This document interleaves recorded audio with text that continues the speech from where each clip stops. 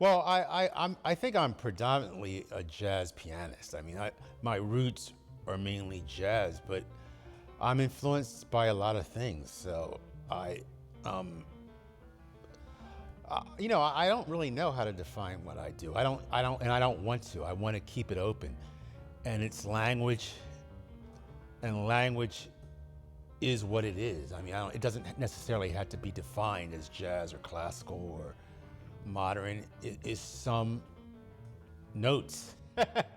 So if you want to call it jazz, it's fine. If you want to call it avant-garde jazz, that's fine.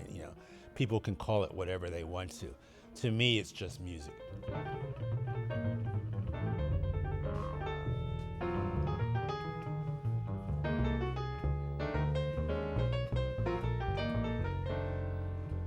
Right. Well, it was 1984 when I moved to New York, and I moved in with a friend. And then after I had to move out, didn't have a place to live for a while. So a woman named Judy Sneed lives in Charlie Parker's old house, and I met her, and she, said till I find a place I could stay there for free. So I ended up staying there for a couple months, and it's a historical landmark. So yeah, it was it was really fun to actually live in the house Charlie Parker used to live in.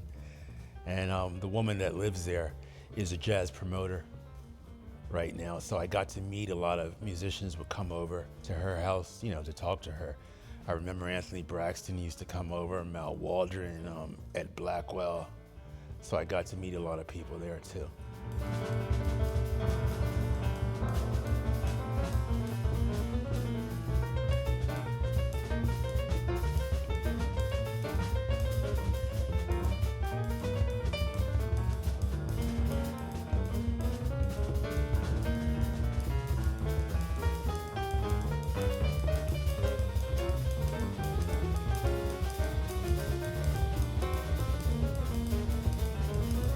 As far as idols go, I guess as a pianist, my idols were Bud Powell and Monk, and Andrew Hill, McCoy Tyner, and Bill Evans and Paul Bley, probably my favorite pianists. But I have a lot of idols when I was a kid, and I get inspired by, many different types of musicians, not necessarily jazz musicians, and many things outside of jazz, many writers and painters and dancers and martial artists. I mean, it's just, everything kind of inspires you, so.